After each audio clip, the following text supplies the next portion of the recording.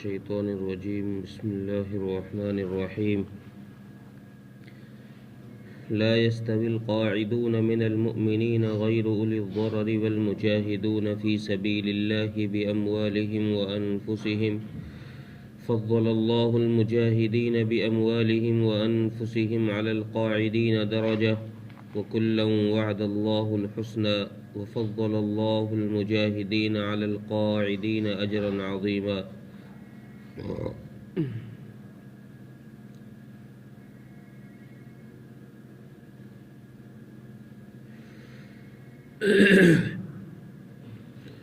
اس سے پہلے بھی جہاد کے احکام اور جہاد کے متعلق اللہ تبارک و تعالیٰ نے کچھ باتیں بتائی. اس سے پہلے منافقوں کے متعلق یہ کہا گیا کہ جو لوگ منافق ہیں، مسلمانوں کو دھوکہ دے کر چلے گئے ہیں، ایسے لوگوں کو قتل کرو جہاں ان کو پاؤ. اس آیت میں جہاد کے کچھ احکام بیان کیے گئے ہیں اور یہ بتایا گیا ہے کہ اللہ کے راستے میں جہاد کرنے والا اور اپنے گھر پر بغیر عذر کے بیٹھنے والا یہ برابر نہیں ہو سکتے. ہاں، اگر کسی کو شرعی عذر ہے، کوئی آدمی لنگڑا ہے، اندھا ہے، یا اس کو کوئی اور ایسا عذر ہے، تو وہ آدمی اگر گھر پہ رک جائے، اللہ کے راستے میں جہاد پر نہ نکلے، تو یہ آدمی اس حکم میں نہیں ہے، بلکہ معذور آدمی کو تو وہی ثواب ملتا ہے جو ثواب مجاہدین کو مل رہا. وجہ اس کی یہ ہے کہ اس کی معذوری کو اللہ تبارک و تعالیٰ نے قبول فرما کر اس کے لیے اجر کا وہ وعدہ فرما دیا جو مجاہدین کے لیے ہے. اس لیے کہ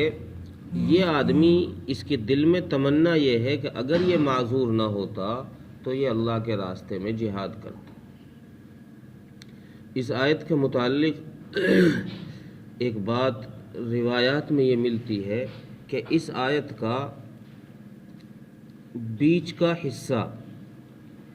یہ حضرت جبرائیل علیہ السلام دوبارہ لے کر نازل ہوئے ہیں. پہلے آیت نازل ہوئی تھی اس طرح، لا يستوي القاعدون من المؤمنین والمجاہدین فی سبیل اللہ.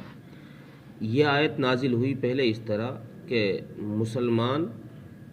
گھروں میں بیٹھنے والے اور مجاہدین اللہ کے راستے میں اپنی جان و مال کے ساتھ جہاد کرنے والے برابر نہیں ہو سکتے. اس طرح یہ آیت نازل ہوئی.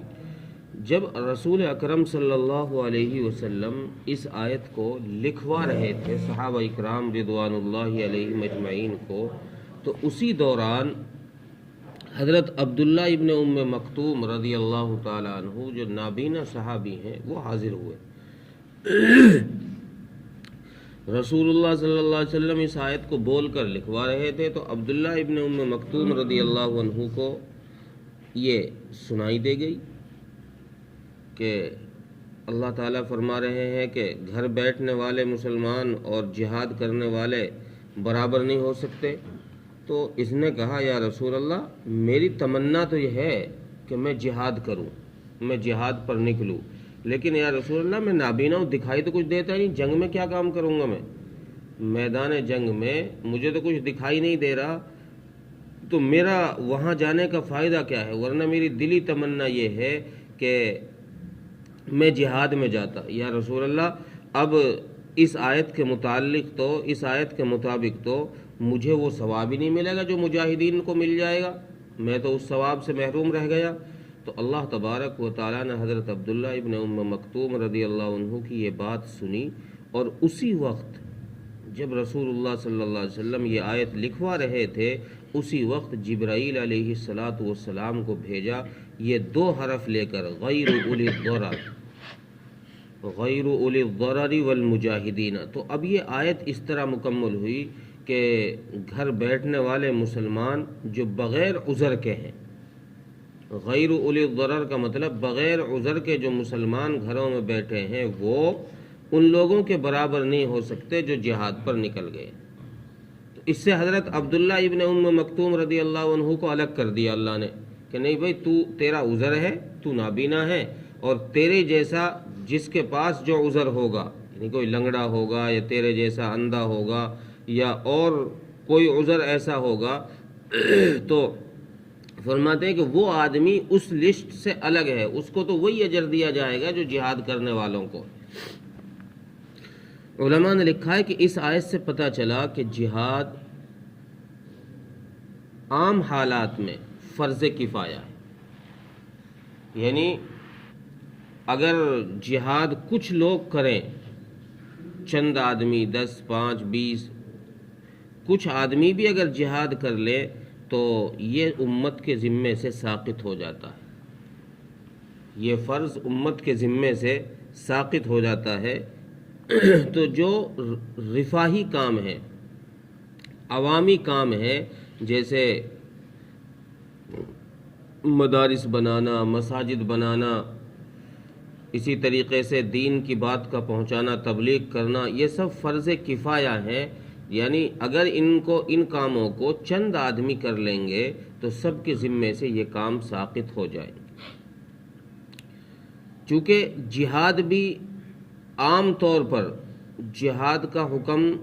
کوئی عمومی حکم نہیں تھا سوائے غزوہ تبوک کے۔ سن 9 ہجری سے پہلے جتنے جہاد ہوئے ہیں ان میں جہاد کا حکم صرف یہ تھا فرض کفایہ کے طور پر۔ رسول اللہ صلی اللہ علیہ وسلم نے ارشاد فرمایا کہ بھئی جہاد پر جانا ہے، چلو بھئی، جس کا مرضی جی کرا وہ نکل گیا، جس کا نہیں کرا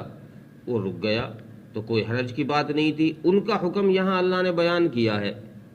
جب جہاد فرض کفایہ ہو۔ اور سن 9 ہجری میں جب غزوہ تبوک ہوا تو غزوہ تبوک میں حکم عام تھا، اور رسول اللہ صلی اللہ علیہ وسلم نے نہ جانے والوں پر آنے کے بعد ان کی پکڑ فرمائی، ان سے پوچھ گچھ کی کہ بھئی کیوں نہیں گئے، کیا عذر تھی، کیا بات تھی، اور اگر کسی کے پاس کوئی معقول عذر نہیں تھا تو اس کو سزا بھی تھی۔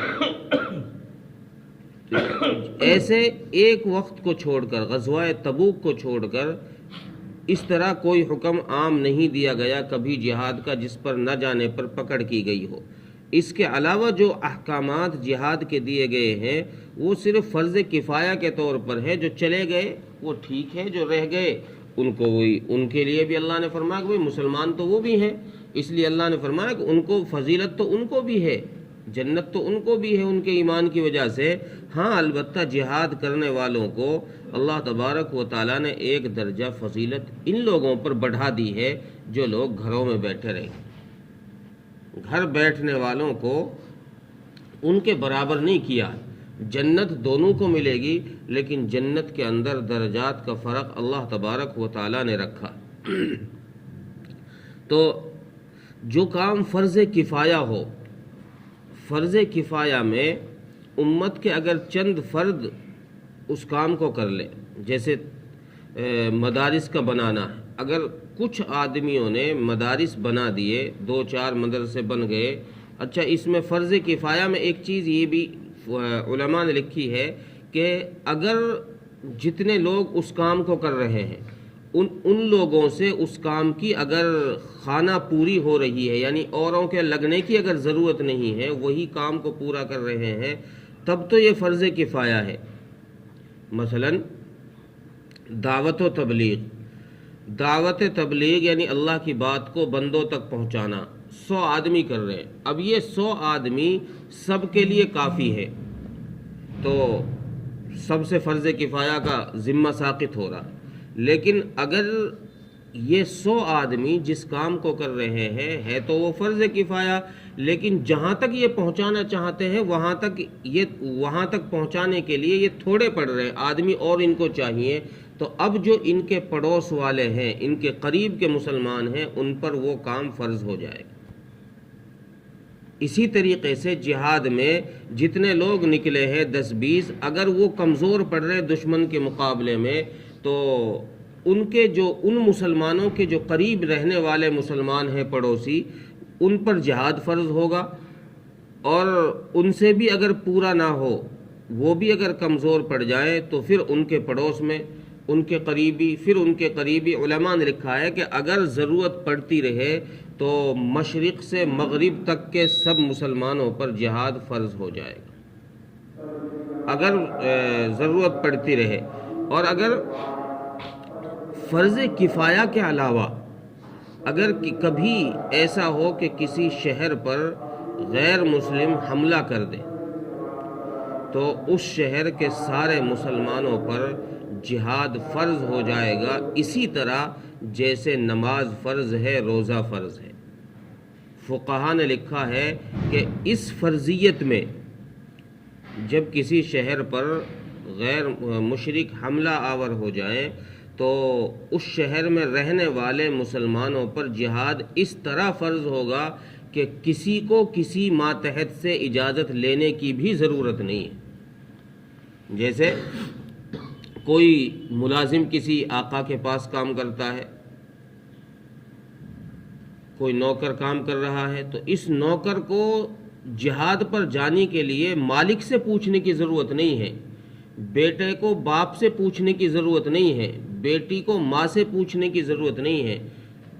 اگر یہ لوگ پوچھیں اور وہ منع کر دیں پھر یہ رک جائیں تو گنہگار ہوں گے۔ جیسے نماز فرض ہے، چونکہ جہاد اب ایسے ہی فرض ہو گیا ہے، تو اگر کوئی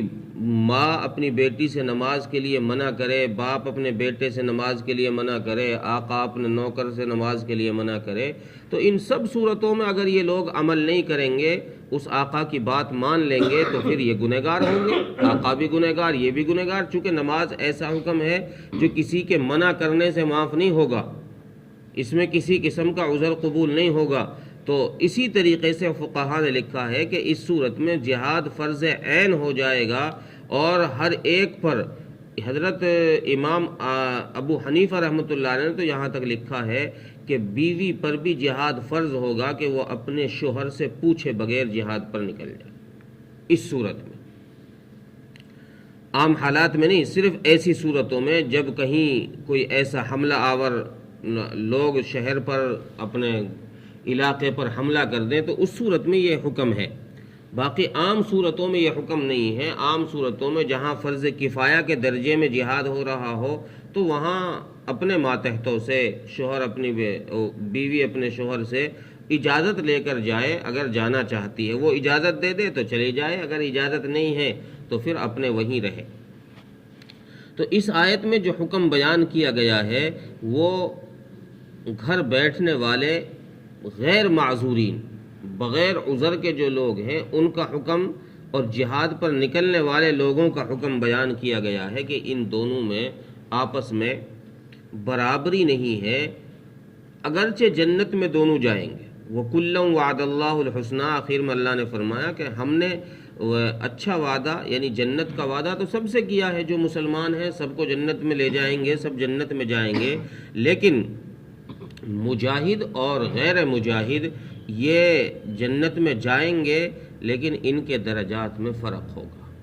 الگ الگ درجے، ایک درجے کا فرق ان میں ہوگا۔ مجاہد اونچے درجے پر ہوں گے اور غیر مجاہد یہ نیچے درجے پر ہوں گے۔ یہ اللہ تبارک و تعالیٰ نے اس آیت میں فرق بیان کیا ہے۔ ترجمہ دیکھیں، لا يستوی القاعدون من المؤمنین غیر اولی الضرر والمجاہدون فی سبیل اللہ، اور برابر نہیں ہو سکتے گھر بیٹھنے والے مسلمان بغیر عذر کے گھروں میں بیٹھنے والے مسلمان برابر نہیں ہو سکتے ان مجاہدین کے جو اللہ کے راستے میں اپنی جان اور مال کے ساتھ جہاد کر رہے ہیں، بِأَمْوَالِهِمْ وَأَنفُسِهِمْ، جو اپنی جان اور مال کے ساتھ جہاد کر رہے ہیں۔ فضل اللہ المجاہدین بِأَمْوَالِهِمْ وَأَنفُسِهِمْ عَلَى الْقَاعِدِينَ دَرَجَةً، اور اللہ تعالیٰ نے فضیلت دی ہے، ایک قسم کی فضیلت بخشی ہے اللہ تبارک و تعالیٰ نے مجاہدین کو، ان مجاہدین کو جو اپنی جان اور مال کے ساتھ جہاد کر رہے ہیں، ان لوگوں پر جو گھروں میں بیٹھے،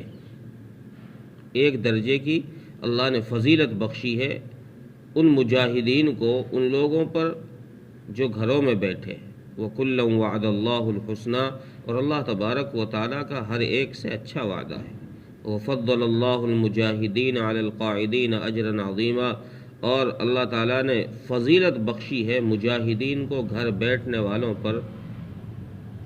اجر عظیم کے ذریعے، اجر عظیم سے۔